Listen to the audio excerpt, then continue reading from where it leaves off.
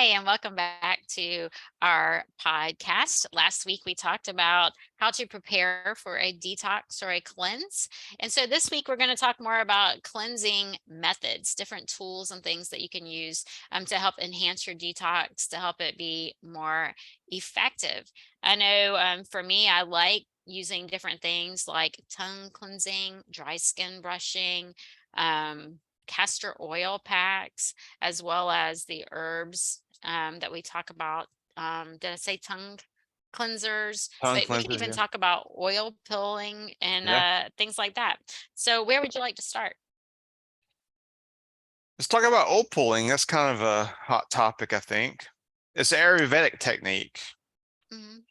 And traditionally they use sesame oil in India. But also you can also use olive oil, coconut oil. Basically what happens when you swish with this oil for 10 to 20 minutes, it absorbs a lot of the bacteria in the mouth. And when you spit it out, of course, the bacteria go, and of course, do not spit this in a sink. You'll stop it Yes. up. Spit it in the garbage can or out on the ground somewhere. But I've heard miraculous healing benefits. I heard that some people, it lowers their blood pressure. It helps protect the mouth from cavities. I mean, I don't know if a lot of these are true as far as like I've heard of, but it does help your mouth. I know that much because people who have healed small cavities by oil pulling, anecdotally, I don't, but their dentist would confirm it. So I've heard that too. yeah. Yeah, they can help with even some strengthening of the teeth and things like that. Yeah, I do like oil pulling. And I also like tongue cleansing. So that's something that I just started maybe 6 or 7 months ago. Oh yeah.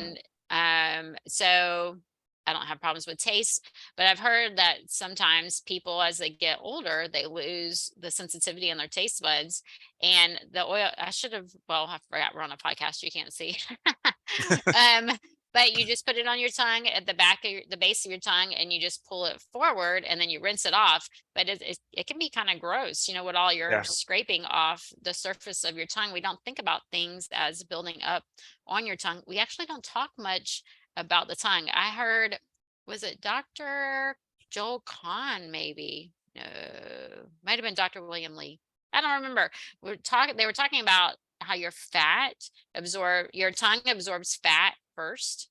That when people gain weight, if they gain fat, that it happens in the tongue first, which is so creepy, which is Wow. why people, when they start to snore, that's a sign that they're gaining weight. And because the tongue, it gets fat, and then it kind of relaxes when you sleep, it can cause snoring. So that can be a good sign if your partner or someone else in your household says, you're starting to snore. That could be a sign that you're gaining fat. So that was totally off topic. Wow. But That's I thought amazing that, though. yeah. But I like the tongue cleanser to pull things off of the tongue. I know a lot of times I'll do pH testing, and you can test your saliva, and just pulling all that off will help lower the acidity of your mouth too. So you're cleansing it with have you ever used a tongue cleanser? I haven't. No, I've always used a toothbrush or whatever, so this was new Yeah. for me. So another tool that I like is dry skin brushing. Have you done dry skin brushing? I have. Uh, they usually recommend a brush with natural fibers, right? Like, Yeah, natural bristles. yeah. hmm Yeah, and so I got a kit. It was off of Amazon. I'm sure you can find it other places for those of you who don't like Amazon. But it actually has three different types of brushes, and even you can swap out the handles. And so it has a really small brush for the face, and it even has like a little map to show you different methods. Which ways to you do little circles on your face to do flow around the eyes and things like that. Um, there's a type of glaucoma that is runs in my family, and so I'm always looking at ways to add circulation around the face and the eyes. But then you can even rub it around your lymph nodes here. It's a nice small brush. It's very gentle, but then it has harder bristles and a long handle that you can use to do with your feet. So I think you're supposed to start at the bottom of your feet and your toes and do circles like on the joints and smooth muscles. And you're always moving towards the heart. So you move from your toes, to the feet, to the heel, to the leg, to the knee. You're working your way up all to the heart. And then there's a medium bristle brush for your abdomen and things like that. So it's not as harsh as the one that's on your feet. I really like it, but it just helps to move the lymph because our lymph system does not have a pump like our heart. So it's very important that we move. Anytime we move, contract our muscles, that helps to move the lymph. Well, the dry skin brushing does the same thing. And so it helps to move the lymph. And so your lymph is like your septic system. Toxins get pulled from the bloodstream, emptied into the lymph system, and get flushed out into lymph nodes. So the only time we really hear about lymph and lymph nodes is when cancer. When we hear the cancer is spread to lymph nodes, then everybody's like, "Whoa, that's bad. We don't want cancer in lymph nodes," because it moves all throughout the body. And so dry skin brushing helps to move the lymph and get it flushed so it's excreted from the body. So what's your experience with dry skin brushing? I usually do it before I take a shower. That's one way I learned to do it is Hmm.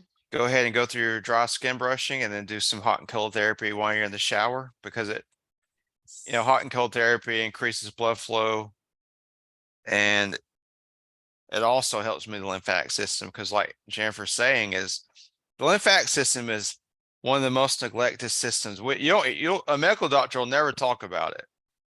The only ones who talk about are the natural people like us, but you have to do things to keep the system running smoothly because if it starts to stagnate, any kind of blockage in the body, whether it's your bowels, your lymphatic system, all these lead eventually to some kind of a disease.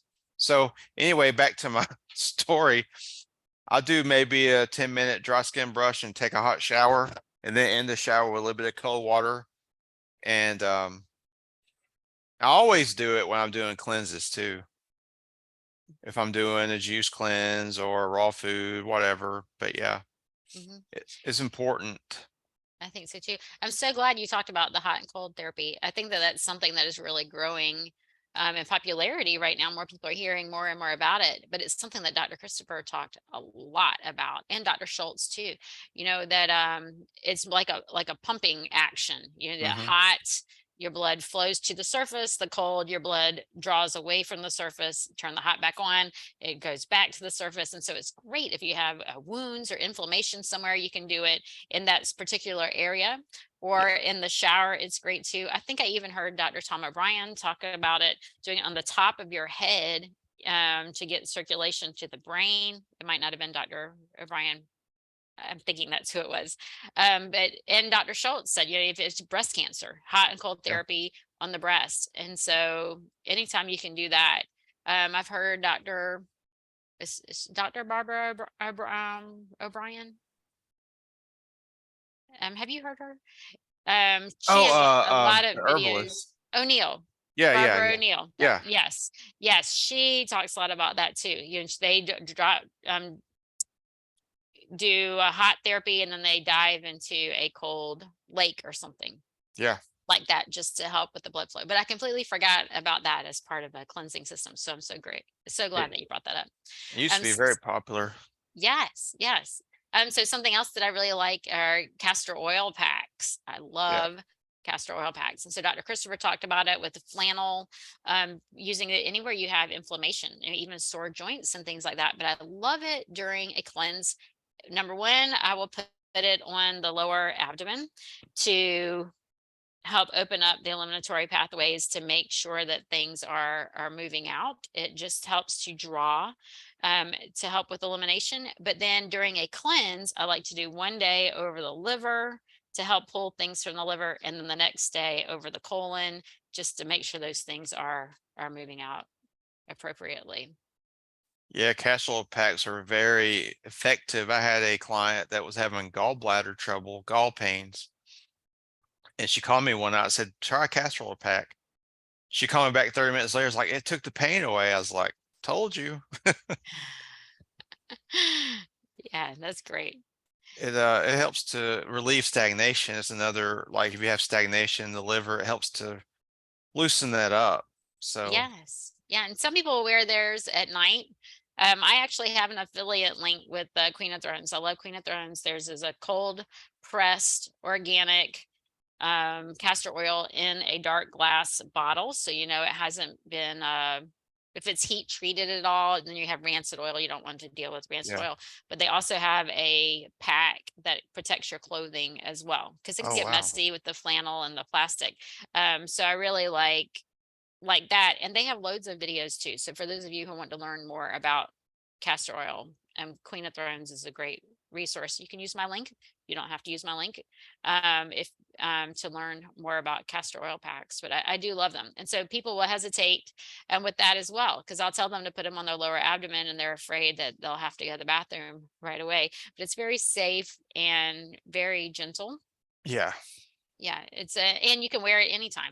Like for me, I get up and I wear one every morning. I get up every morning and if I don't use one of those castor oil packs, then I'll tie like my bathrobe around to hold it on. But some people will sleep with it on at night. Some people will put it on at night while they're watching TV. And so you can just, however you want to wear it. Some people will put them on their neck. I remember a video with David Christopher, where they put it on their child wrapped around the neck for the thyroid or strep throat, maybe. A Wow. castor oil pack. Yeah. So I'm getting off topic for cleansing with that. Though that would help to cleanse the thyroid. Another tool that I like are enemas. Have you ever done an enema? I have. Now this is this one of those things that scares people, Yes. but it's not that Yes. bad. It's really, I mean, it is not that bad. It is not that bad, and it's something that I mentioned in my Create program. So I have a program too where people go through a detox, and they can choose. You know, maybe your detox is just eating whole food, plant based, or maybe you're going raw, or maybe you're going to 3-day juice cleanse, or maybe you're going even deeper. And so I started coffee enemas last May. Don't do them all the time, only do them when I'm doing a deep cleanse. But it's amazing. It is absolutely amazing. And so I went to the Living Foods Institute in Atlanta, not far from you. Yeah. Yeah. And there we had to do wheatgrass enemas. And so that was really weird. And that's where I actually learned, because I had heard about them before and I was kind of curious because I knew they were using cleansing. And they actually, I mean, they didn't show you how to do it, but they were very you knew what to do when you got home after Yeah. they talked about them. But it's very, not only does it help to, like, you have two different things you can do. Dr. Christopher talked about it too. You know, you can use herbs, you can use Yeah. wheatgrass, you can use water, different mediums in there to cleanse, but you can do a short one that just cleanses the bottom of the colon just to make sure that the pathway's open, or you can do one where you hold it for 15 to 20 minutes so that your body absorbs the nutrients from the enema and then you release. And so I guess it depends on what your needs are at the time. If you just need to be opening those pathways, then just a quick water enema can be useful. If you have a certain condition, then certain herbs that are specific to condition, that'd be great to make an herbal tea to use in the enema. Or like I did the coffee, and that one, there's controversy around the coffee enema.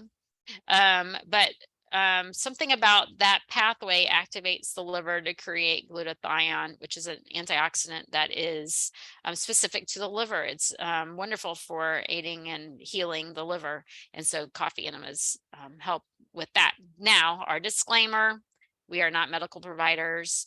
I am not telling anyone to do this. I do not diagnose, treat, or prescribe. I am not telling you to do this. I'm just telling you to do your own research if this is something that you are curious and learning more about. So in your experience with the enemas, did you use water or tea or anything specific? I used a little bit of catnip tea in my water because it helps to relax the colon. Because I was, the first time I was a little tense.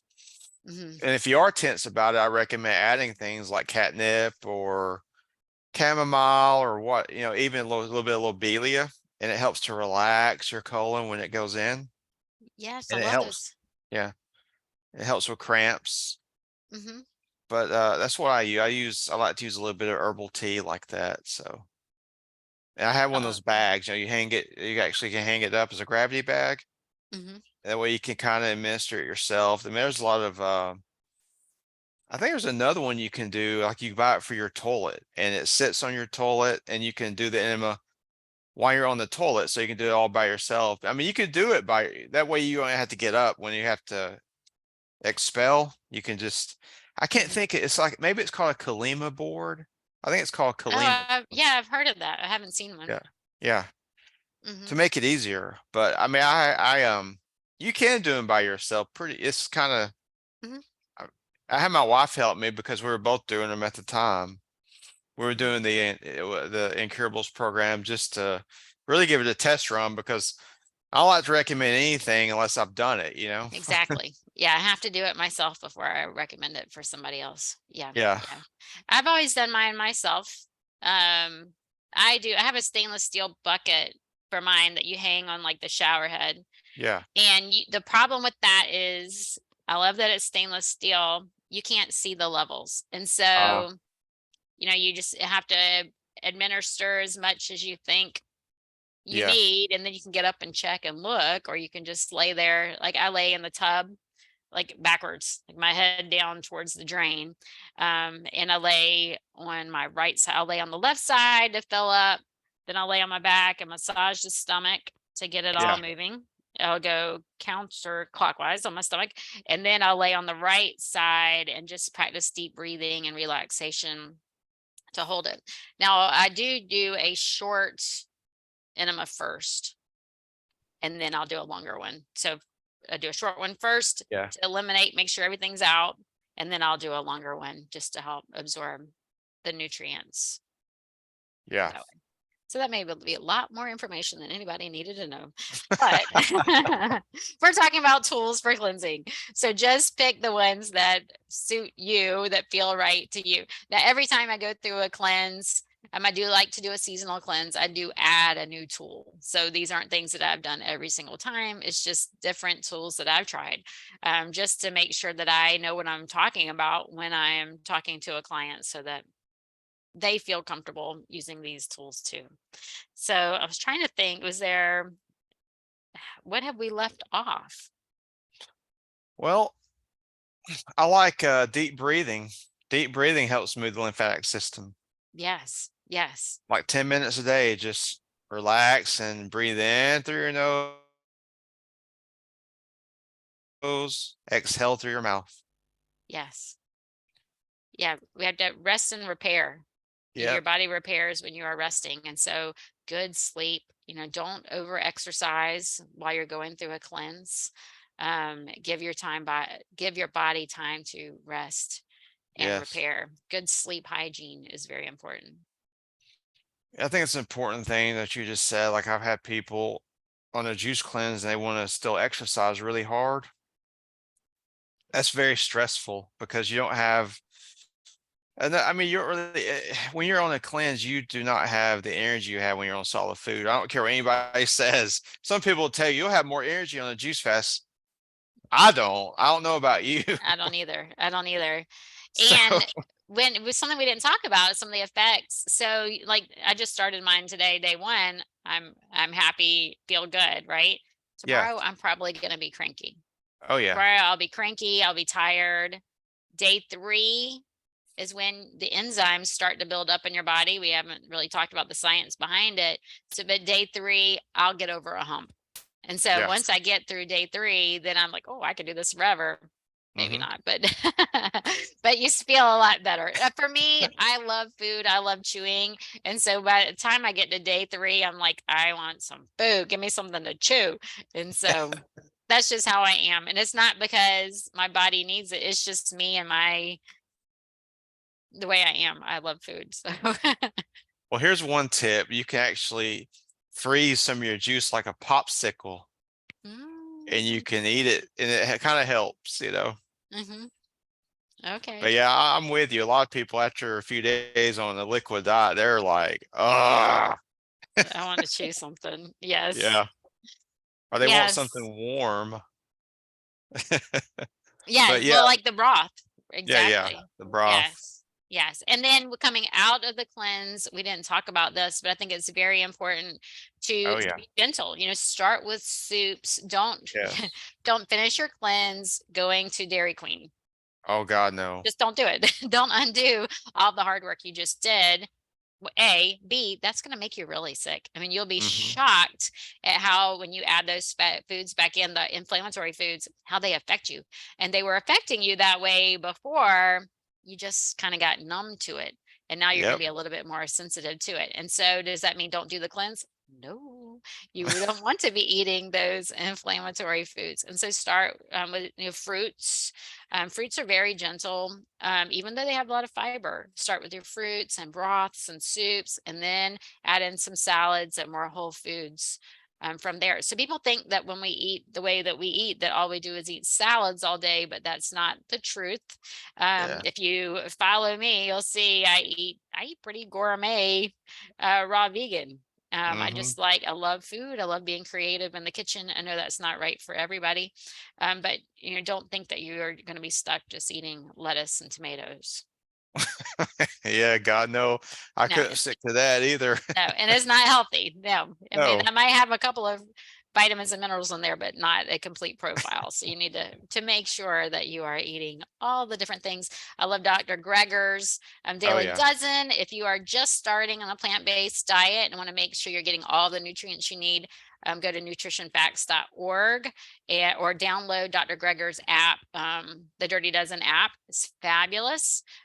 Just make sure that you're eating your nuts and seeds and grains and beans, as well as all your fruits and vegetables. And like me, greens 3 times a day. Greens, greens, greens, all your protein, all your vitamins, and your minerals. Yeah, I think greens are one of the healthiest foods for a human. Yes, So, yes, yes. Did you and if have you don't, anything? Go ahead. go ahead, huh? Sorry. I Oh, didn't mean to interrupt you. uh, do I have anything to wrap up with you're gonna ask? Yes. Well, I tell you what, if you've been thinking about doing a cleanse for a few years, this could be your year, 2023. Give it a go. I mean, try it out for yourself, and if you want help, you can get with Jennifer, you can get with me or somebody else that you like better than us. I don't know. But try it. You'll be surprised how good you will feel. And I Yes. don't recommend this to lose weight, but if you're trying to lose weight, a juice cleanse, it will come off like magic. Yeah. So, Yeah. And you'll just feel so vibrant. oh Yeah, yeah. I agree. Yes. Yeah. All right. Well, thank you for joining us today. I think next week we're going to be talking about self care, which is very Oh, important, not only during cleansing, but for our overall health as well.